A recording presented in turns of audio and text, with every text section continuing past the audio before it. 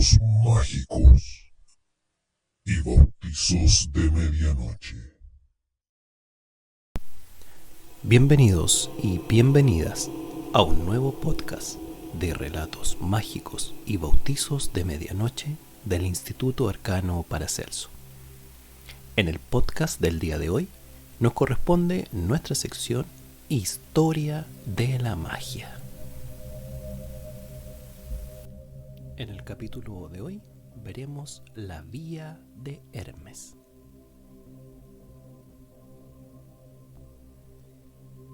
La tabla esmeralda continúa.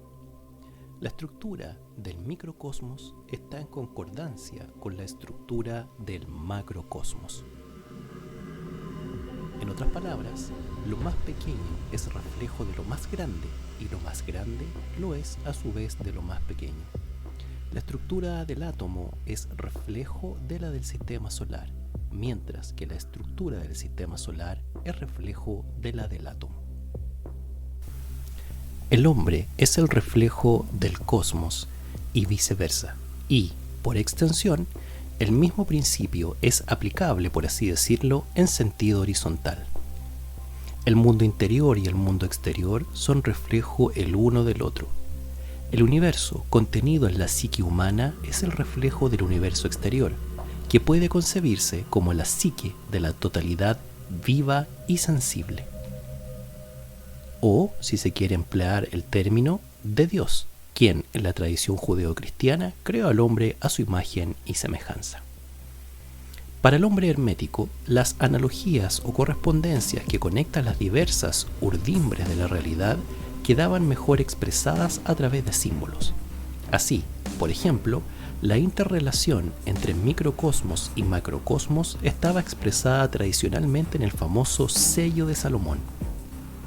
Una estrella de 6 puntas compuesta por 2 triángulos entrelazados, el ápice del primero hacia arriba y el otro hacia abajo.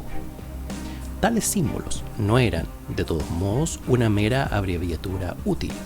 Por el contrario, eran sonidos, letras y palabras procedentes del egipcio y el hebreo que tenían el poder de depósitos o celdillas de almacenamiento, como las baterías que guardan una carga latente de energía.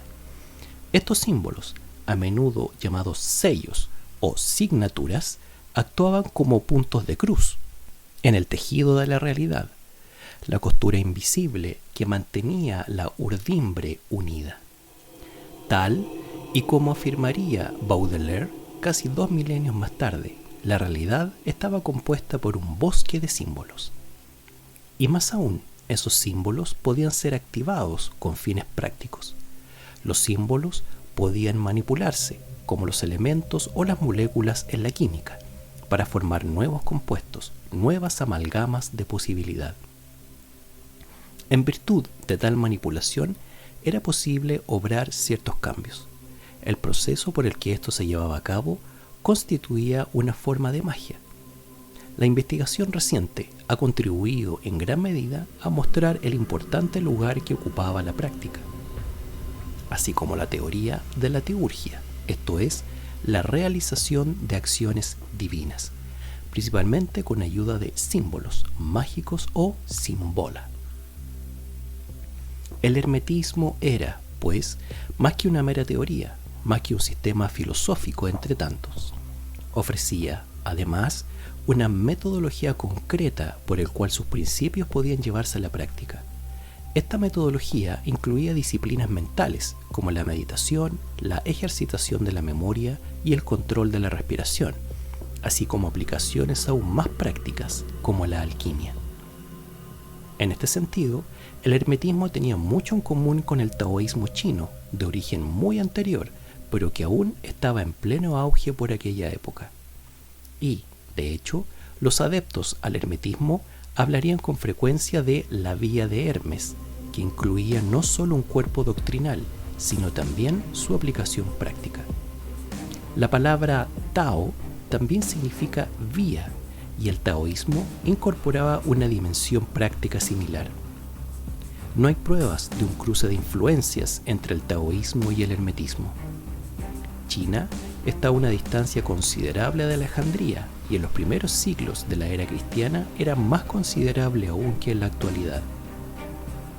Pero en cualquier caso, es al menos sorprendente que la alquimia taoísta apareciera en China en el mismo periodo en que la alquimia hermética surgía en Alejandría.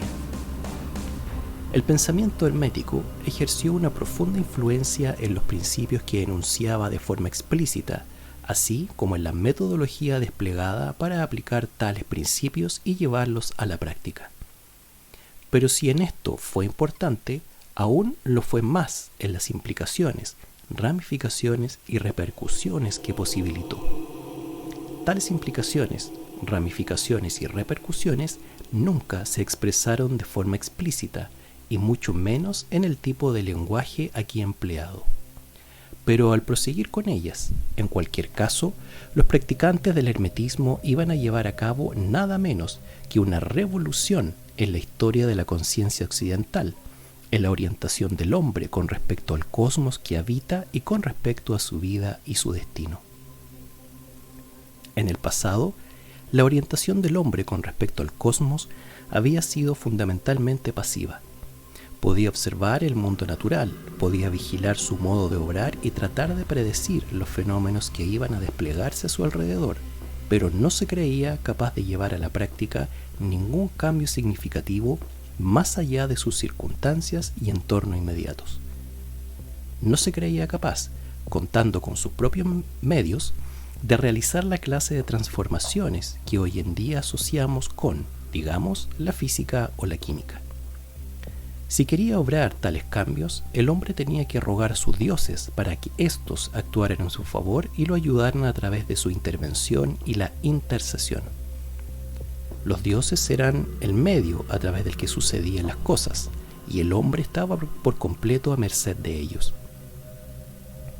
El hombre podía comunicarse con ellos, podía intentar persuadirles, podía tratar de aplacarles con sacrificios y ritos, pero un estatuto de independencia. No podía ejercer poder alguno capaz de configurar la realidad a su voluntad. El pensamiento hermético suministró los fundamentos para una orientación nueva que iba a capacitar al hombre para que abandonara su pasividad, trascendiera su impotencia y asumiera un papel más activo.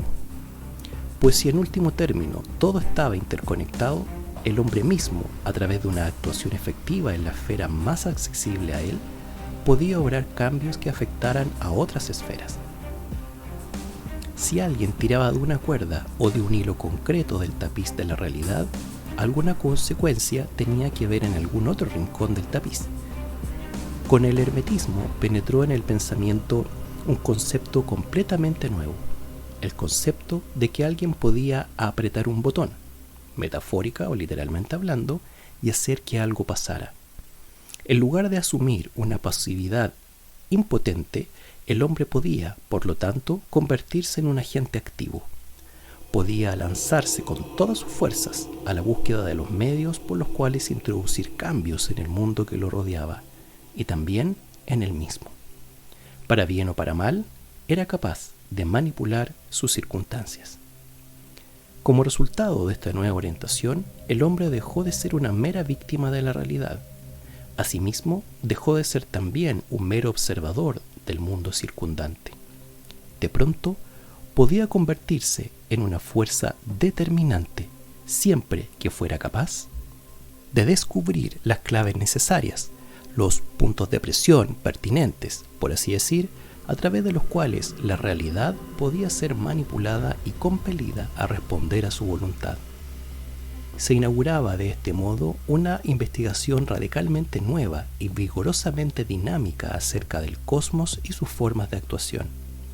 Tal investigación iba a sentar las bases de la tradición mágica occidental y a establecer los fundamentos de otras muchas cosas más, entre ellas nada menos que de la exploración científica. De hecho, para el hermetismo alejandrino, la distinción entre magia y ciencia era, desde todos los puntos de vista y todos los efectos, inexistente. Seguía siéndolo también para la figura renacentista de Fausto, y alguien podría argumentar con toda razón que aún hoy sigue siendo inexistente. Con respecto a la alquimia, si Simón el Mago, el Fausto originario, hubiera sido desplazado de Tierra Santa por parte de los judíos y de los primeros cristianos, habría encontrado un ambiente comprensivo en el sincretismo alejandrino. El principal problema habría sido el de perderse en medio de tantos personajes similares a él, de tantos magos rivales, de tantos adeptos y practicantes del hermetismo. A comienzos de la era cristiana, Alejandría estaba virtualmente inundada de figuras prototípicas de Fausto. Entre las primeras en surgir durante la época tolemaica, cabe citar a Volo de Mendes, quien promulgó una fusión del pensamiento egipcio y el pitagórico.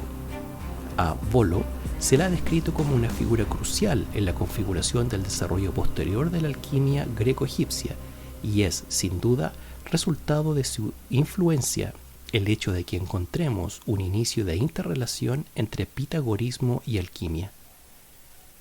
Esta figura muestra también estrechísimas afinidades con el mundo de los papiros mágicos. Hubo también mujeres alquimistas, figuras femeninas de Fausto. A una adepta, por ejemplo, conocida como Cleopatra, se la cita con unas palabras sorprendentemente similares a las del comienzo de la tabla esmeralda. Comillas. Dinos cómo lo más alto desciende hasta lo más bajo y cómo lo más bajo se eleva hasta lo más alto. Cierra comillas. Asimismo, existe un oscuro personaje conocido simplemente como María la Judía, de quien se cree que vivió comienzos del siglo II después de Cristo y que solo ha sobrevivido a través de citas que le han atribuido herméticos posteriores. Existen pruebas que sugieren que inventó la técnica de la destilación alquímica, así como también los útiles necesarios para llevarla a cabo. Pero si un hermético sobresale a título individual entre todos los alejandrinos, es probable el alquimista conocido como Zósimo de Panópolis, que vivió a fines del siglo III después de Cristo.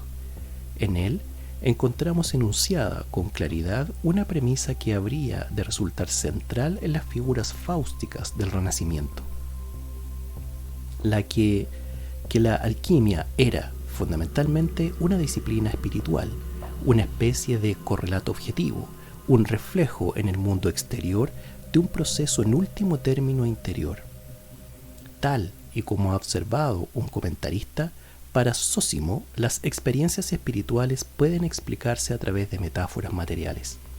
La alquimia, en otras palabras, sirve como vehículo de purificación espiritual y los procedimientos de la alquimia convencional tienen un carácter estrictamente preparatorio hacia la purificación y perfección del alma. Para Zósimo, la alquimia era la magia del mundo material, el mundo gobernado y determinado por el destino, pero el alma podía trascender el destino. En este sentido, la alquimia o la magia no era sino una etapa en el camino de la evolución espiritual que llevaba a una comprensión y asunción de la totalidad hermética. Este ha sido el podcast del día de hoy en Relatos Mágicos y Bautizos de Medianoche del Instituto Arcano Paracelso. Nos encontramos en un siguiente podcast. Relatos mágicos y bautizos de medianoche.